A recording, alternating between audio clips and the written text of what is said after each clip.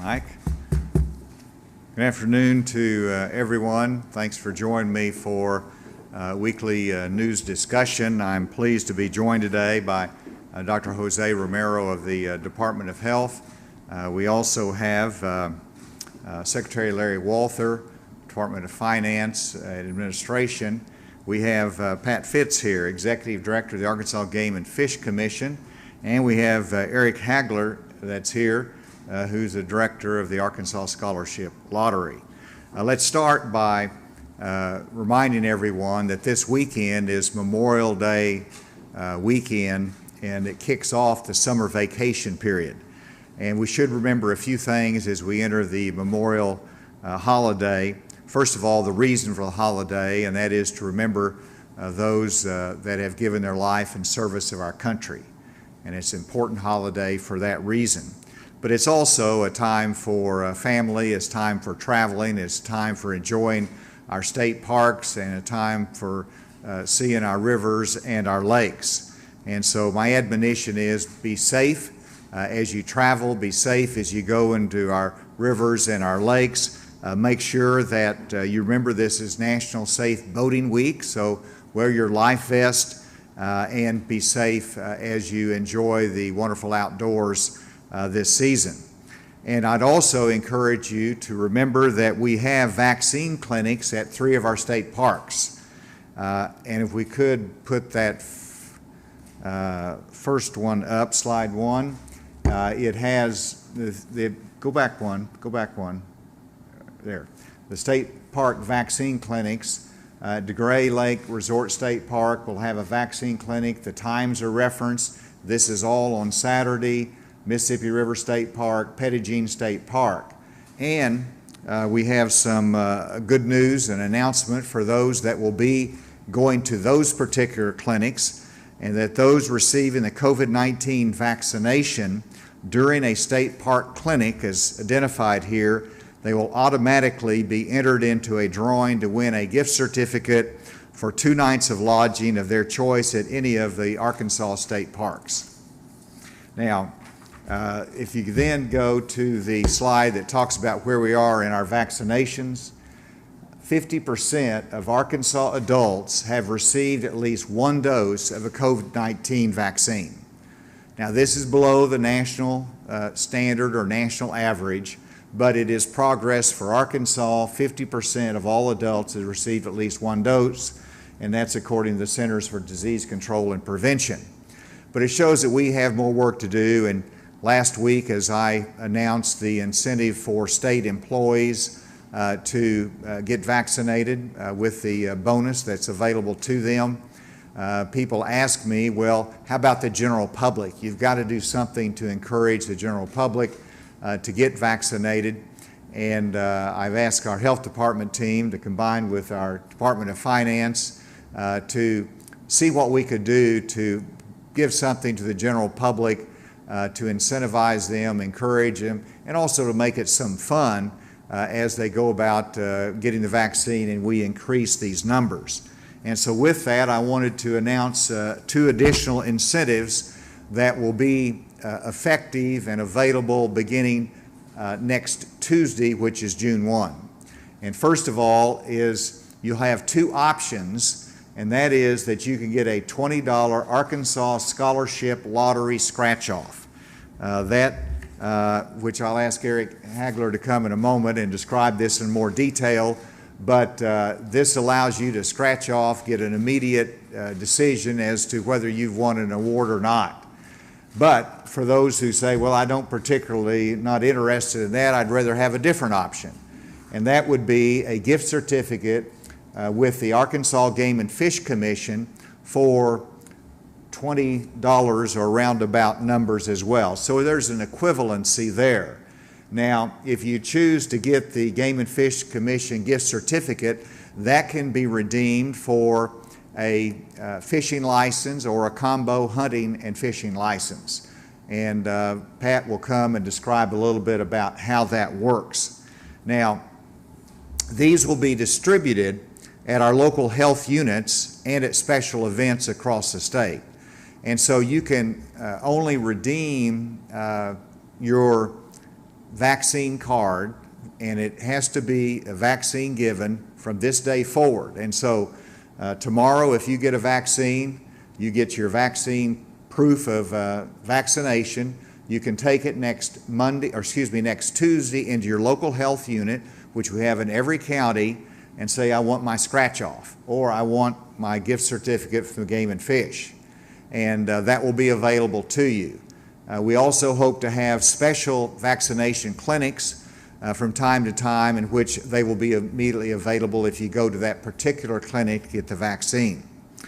We're going to be allocating 50,000 lottery tickets that will be purchased by our Department of Health and distributed as incentives, and we'll be purchasing 50,000 Game and Fish gift certificates as well.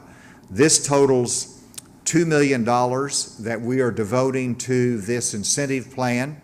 And if it is successful, if it actually encourages people and we increase the number that's getting a vaccine, then we can increase that funding and put more resources into it.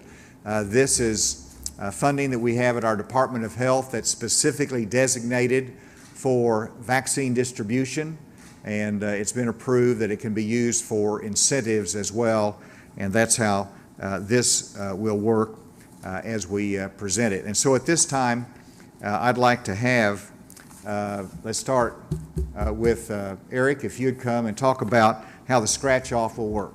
Absolutely. Thank you, Governor. On behalf of the Arkansas Scholarship Lottery, I'm very pleased to be partnering with the Arkansas Department of Health and the administration in furtherance of this immunization program. And we're pretty excited about the offer on the option of the lottery ticket. This is the $1 million spectacular ticket. And this is an important ticket for those that are interested in getting their vaccine, because what this offers you is an immediate chance to win a $1 million cash prize. There are currently 2 $1 million prizes still in the game, and over $19 million in total cash prizes. So what that gives you is a 1 in 3 odds of winning some prize with this ticket for getting your shot. There's a bonus. If you scratch your ticket and it doesn't win, go to our website, myarkansaslottery.com, enter your ticket number for a second chance to win $1 million. So you actually get 2 chances at winning $1 million. Remember, you have to be 18 years or older to play, and we ask you to play responsibly. You could be Arkansas's next millionaire. Thank you. And Director Pat Fitz, could you come and talk about how the gift certificate through Game and Fish works? Yes, sir. Governor, thank you so much for letting us take part in this, and we're very excited. It's kind of fitting as we move through the pandemic that we saw a big influx of people go outside and spend that time in our natural resources around the state. And I think this is a fitting incentive to keep people out there. So like the governor said, when you, starting today, when you get your immunization card, you'll be given 2 gift certificates, each one for $10.50, and that represents a fishing license and a small game hunting license. So you'll get both, and then you'll be able to redeem that gift certificate at any license dealer or online to get your actual license. So we would like to encourage people to come forward and take part in this program, and certainly get your incentives and get outside and enjoy the great outdoors here in Arkansas. Thank you, Governor. Thank you. And previously, you'd get a vaccine and you knew you were doing something good for your health and your state, and that was a reward. And now we're not only you get a vaccine, you're doing something good for yourself and your health, but also you're going to be helping the Arkansas Scholarship Lottery, and you're going to be helping also the Arkansas Game and Fish, and hopefully expanding those that utilize our outdoors. And with that, let me go to the final slide, which is the current case report, just to let you know that there's a reason to get a vaccine. And you see that we have 329 new cases, a change from yesterday. Active cases are up 96.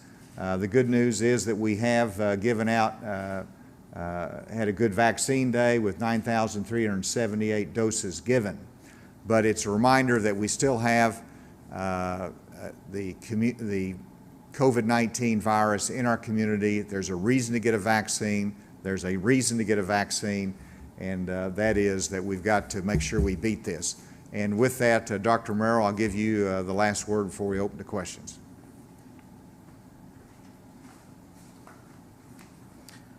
So simply to reiterate that we are seeing more cases this week than we did last week at this time. Our deaths have increased by 4, all of which have been confirmed by either PCR or antigen. Our testing rates continue to be solid in the lower range, but have not budged. Overall, vaccine distribution continues forward, as mentioned by the governor, and I'd like to report that 6.4% of our 12 to 15-year-olds have been immunized as of today. That number is increasing progressively. So it's being uptaken by the parents and in that group. So we're making headway and hope to continue to expand that significantly now with these incentives that are going to be in place starting today. So thank you very much. With that, we'll take any questions. Last week you made reference, somebody asked about the lottery, and you said there were some restrictions. This doesn't run afoul of the restrictions you're referring to? No, the restrictions I was speaking of is that there's really only one lottery that's allowed, which is the Arkansas Scholarship Lottery. That is the lottery that's permitted. Some states create their own lottery within the vaccine cards, and so you have a lottery just within their Department of Health to encourage vaccines. We could not do that, and so that's what I had reference to. And so the way you avoid it is we operate within the existing lottery program by the Department of Health purchasing 50,000 scratch-off tickets. So that is consistent with the law and with the exclusive nature of the Arkansas Scholarship Lottery. I mean, are those slow-selling tickets? Is there a particular reason you chose that $20 ticket? Because it was $20. No, I mean, Eric, you can handle that, but we wanted to have an incentive that was in that range, and so that's why I picked it, but you can comment on. These tickets you wouldn't sell otherwise? To the contrary, this is one of our most popular games. We felt like to incentivize individuals to participate in the program, you have to give some value, and this was premium value, so actually this is what we consider to be a premium game. Seems like a pretty high increase in cases today. Any idea what's going on there? You just kind of watch it week by week. Last week, I think we had like 317 new cases, and so it's a little bit higher, but it's comparable. And then as the week went on, it was high, and then it went down. And so week by week, it's fairly steady, but obviously anytime you get over 300 cases, it's worrisome. And there's only one answer to this, and that is increasing the number of vaccinations. The increase could be due to perhaps more people traveling or more people taking off their masks. Dr. Romero, I'm going to let you answer that. I think it's multifactorial. The increase is probably due in part to travel, in part due to not adhering to the mask issuance. That is that, you know, if you've been vaccinated, you don't need the mask. But if you're not vaccinated fully, then you need to continue that. So that's probably playing into it. The other issue that we need to consider are the number of variants that we're seeing. So we saw a 36% increase in the number of variants that we have identified in the last week. That's another reason to get vaccinated. We know that those variants have higher morbidity, mortality, and transmissible.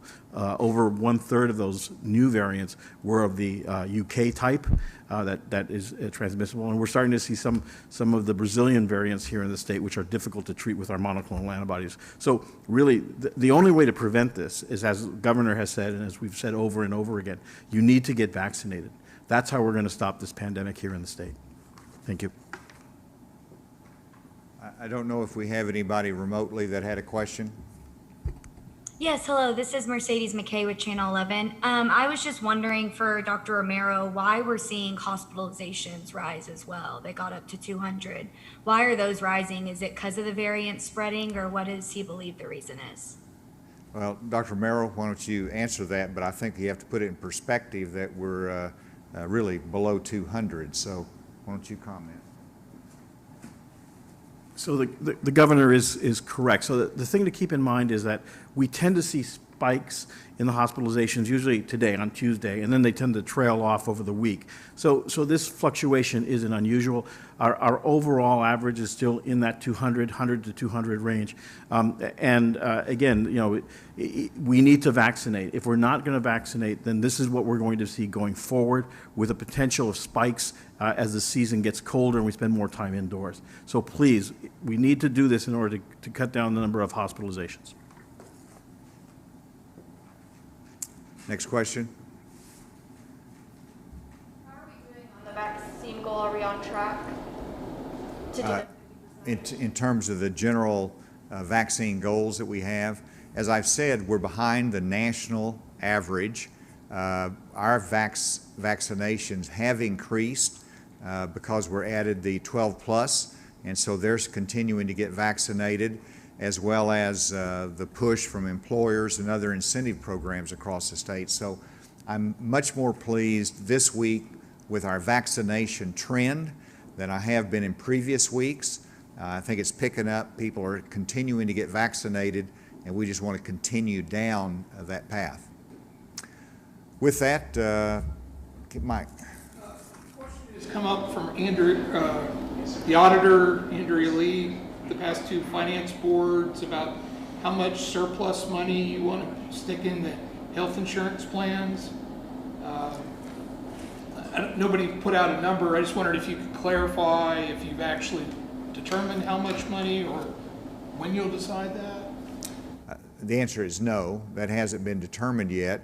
The Department of Finance and Secretary Walther is here, who chairs it and is working very hard on that, and if you want to come up and address that, but we have to wait to see what the recommendations from the from the Board of Finance as to you know, whether there's going to be revenue increases, whether there's going to be changes in service. So there's going to be adjustments beyond simply we need to plug it with more state money, but that is one of the options and one of the things we'll probably have to dig into. Larry, that good?